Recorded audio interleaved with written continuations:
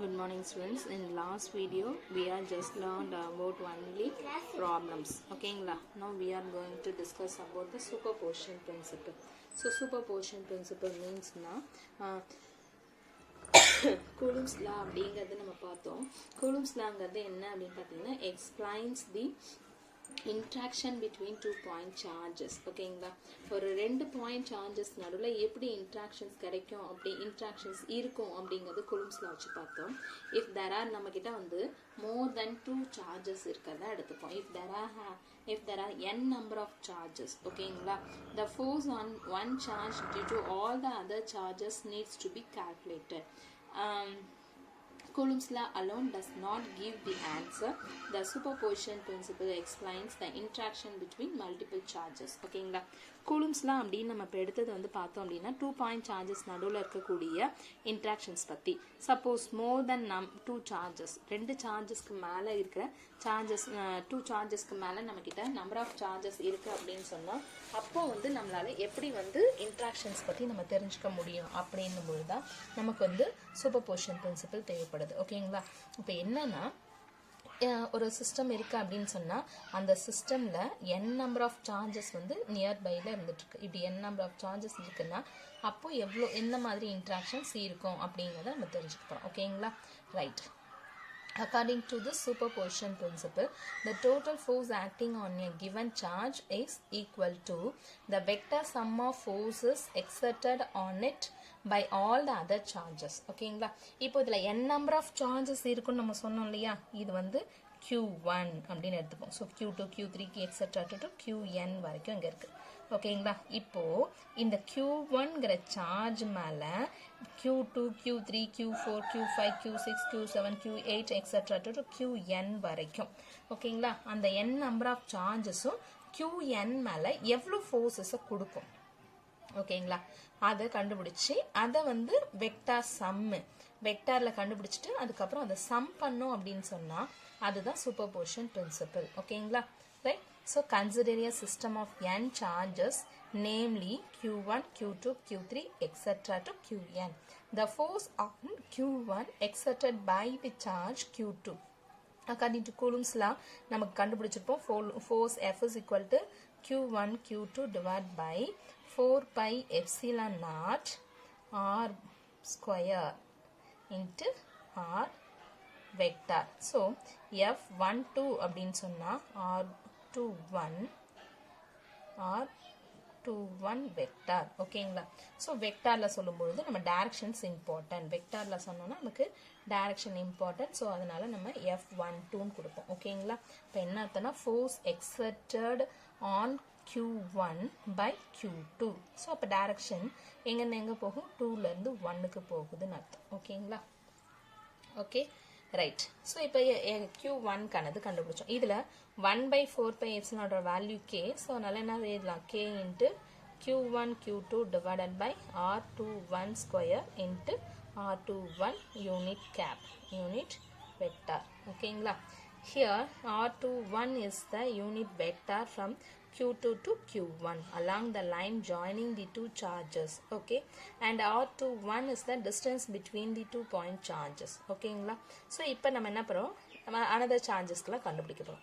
The electrostatic force between the two charges is not affected by the presence of other charges in the neighborhood. ஓகேங்களா, நிறைய charges இருக்கிறதுனால ரெண்டு சார்ஜஸ்க்கு நடுவில் இருக்கக்கூடிய electrostatic force வந்து எந்த ஒரு அஃபெக்டும் ஆகாது. So the electrostatic force between two charges is not affected by the presence of other charges other charges in the neighbourhood. ஓகேங்களா, so the force on Q1 by Q3.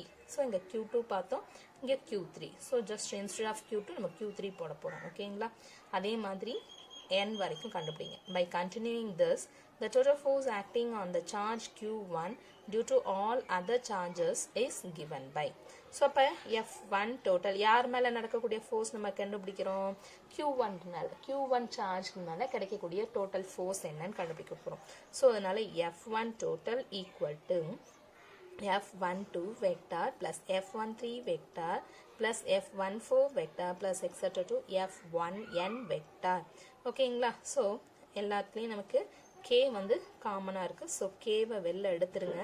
So F1 total is equal to K into Q1 Q2 R2 1 square R2 1 cap plus அதே மாதிரி Q2க்கு பதில் Q3 போட போகிறோம். And then Q3க்கு அடுத்தது Q4 Q5 etcetera QN இது என்னது Qn. ஓகேங்களா? So Q1 Qn divided by R1 Rn1 square Rn1 cap. ஓகேங்களா? This is the superposition principle. Okay. Right.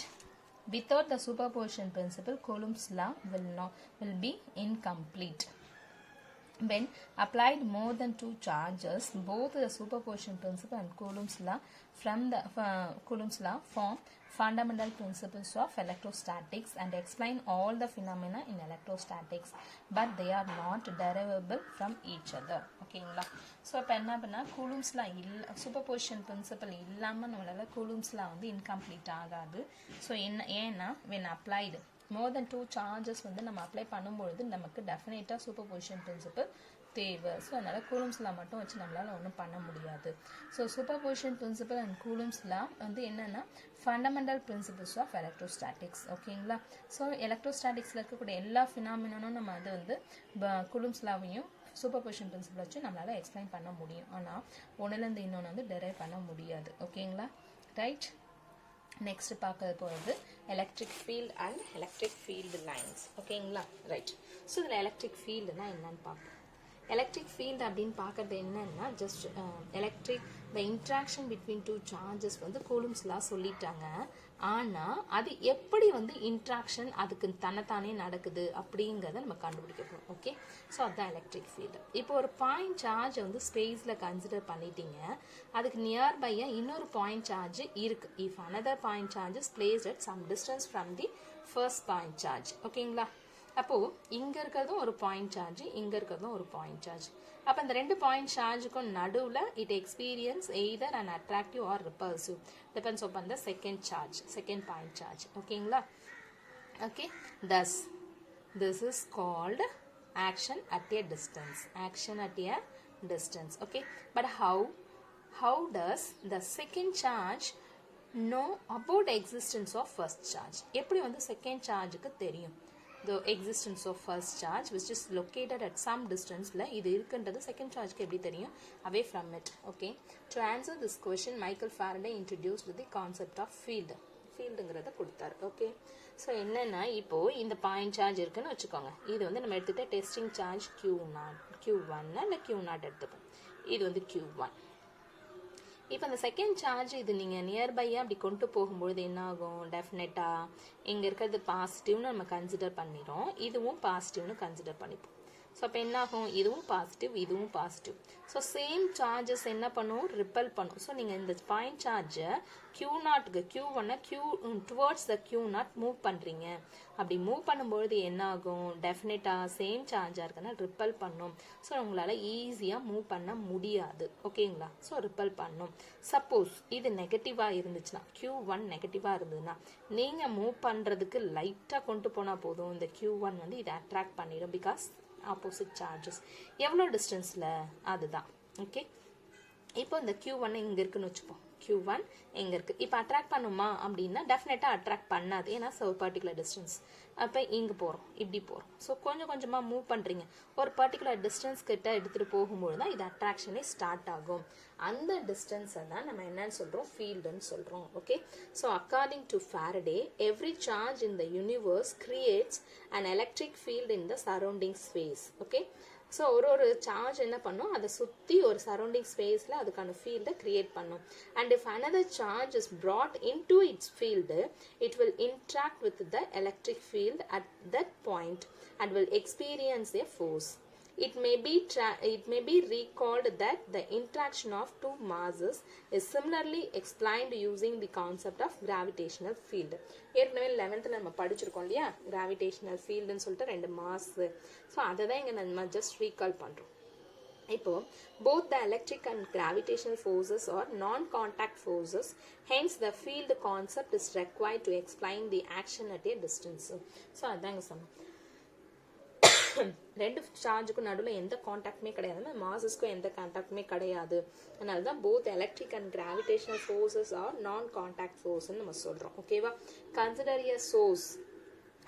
a source point charge q located at a point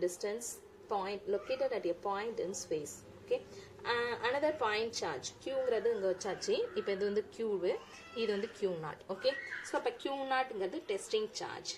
Another point charge, that means test charge, is placed at some point p, okay, which is at a distance r from the charge q. The electrostatic force experienced by the charge q0 due to q is given by Coulomb's law. Okay, இப்போ என்ன சொல்றோம், இங்க வந்து நம்ம ஒரு point சார்ஜை வச்சுட்டோம். என்ன, considering a source point charge q located at a point in space. ஓகேங்களா? Another point charge q0 is placed at a point p. Okay, எவ்வளோ distance? Both are separated by the distance r. What is the interaction force? According to Coulomb's law, F vector is equal to k q0 divided by r square into r cap.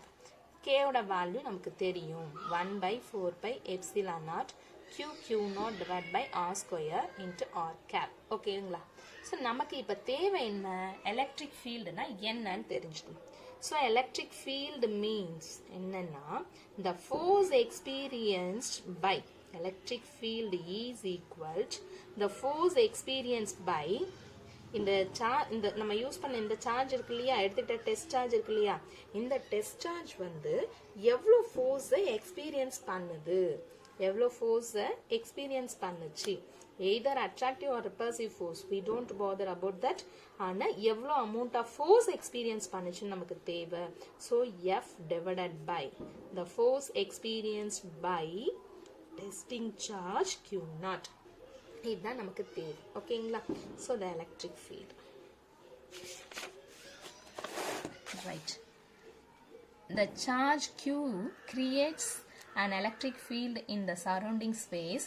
The electric field at the point P at a distance r from the point charge Q is force experienced by unit charge and is given by. So E vector is equal to F vector by Q0. That will be equal to நம்மளுடைய force oda value நமக்கு தெரியும், KQ0 divided by r square into r cap and divided by Q0 இருக்கா, so Q0 cancel ஆயிடும், KQ by r square into r unit cap. So that is electric field E is equal to 1/4 pi epsilon naught Q divided by r square into r cap. So நமக்கு தெரியும் r cap is the unit vector, r is the distance between the 2 point charges நமக்கு தெரியும். So the electric field is a vector quantity. Electric field is a vector quantity and its SI unit is Newton per Coulomb. ஓகேங்களா? Right. Electric ஃபீல்டுனா என்ன, superposition பிரின்சிபல்னா என்னன்னு பார்த்துருக்கோம். Superposition principal அப்படிங்கிறது பார்த்தோம் அப்படின்னு சொன்னால், the force exerted on a single point சார்ஜில் n number of charges வந்து எவ்வளோ ஃபோர்ஸ் எக்ஸர்ட் பண்ணும் அப்படிங்கிறத சம் பண்ணோம் அப்படின்னா நமக்கு கிடைக்கும். The total force acting on a given charge is equal to the vector sum of forces exerted on it by all the other charges. ஓகேங்களா? So இது வந்து சூப்பர்போசிஷன் பிரின்சிபலில் பார்த்தோம். எலக்ட்ரிக் ஃபீல்டு அப்படிங்கிறது ஒரு பாயிண்ட் சார்ஜ் பக்கத்தில் இன்னொரு பாயிண்ட் சார்ஜ் இருக்குங்கிறத நம்ம எப்படி தெரிஞ்சுக்கிறது அப்படின்னு நம்ம கொஸ்டினுக்கு ஆன்சர் வரும்போது electric field that is the force experienced by unit charge. ஓகேங்களா? This is the electric field. அது ஒரு வெக்டார் குவான்டிட்டி அண்ட் தென் அதனுடைய யூனிட் வந்து நியூட்டன் பர் கூலும். ஓகேங்களா? Thank you students.